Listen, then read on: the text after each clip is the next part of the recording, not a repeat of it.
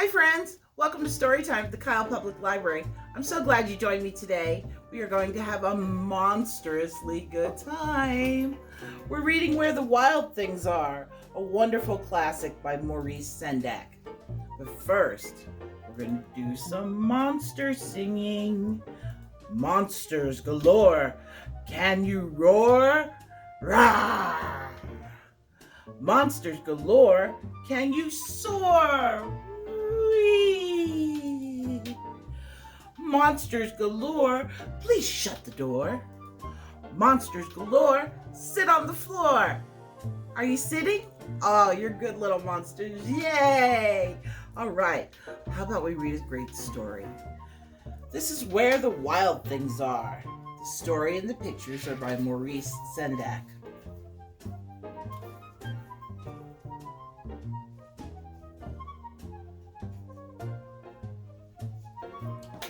The night Max wore his wolf suit and made mischief of one kind or another.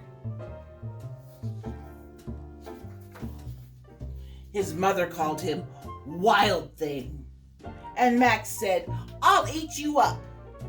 So he was sent to bed without any supper. That very night, in Max's room, a forest grew. And grew and grew until his ceiling hung with vines and the walls became the world all around. And an ocean tumbled by with a private boat for Max, and he sailed off through night and day. And in and out of weeks and almost over a year to where the wild things are. When he came to the place where the wild things are, they roared their terrible roars and gnashed their terrible teeth and rolled their terrible eyes and showed their terrible claws. Till Max said, "Be still!" And he tamed them with the magic trick of staring into all yellow eyes without blinking once. And they were frightened, and they called him the most wild thing of all, and made him king of all wild things. "And now," cried Max, "let the wild rumpus begin."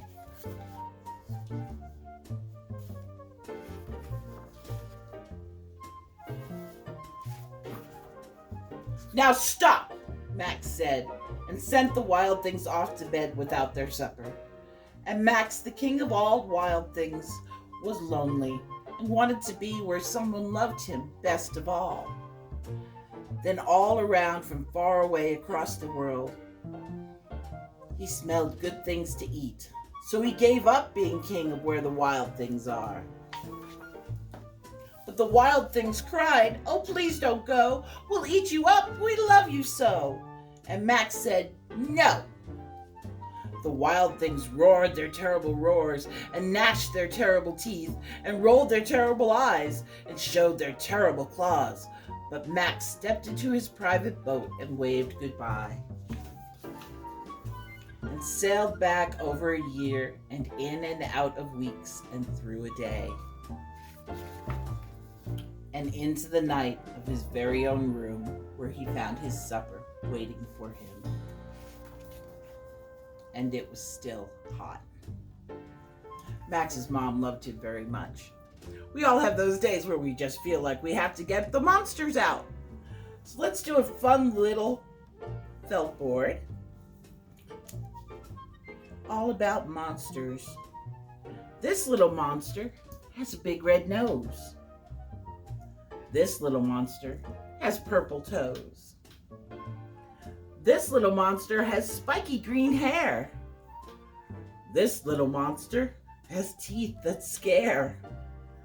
This little monster goes tee-hee-hee. I'm not scary. I'm just me. Just like you. You're very special just the way you are. I'm glad you came to Storytime today. We'll see you real soon, and I'll have another monstrous fun story time for you. Bye now.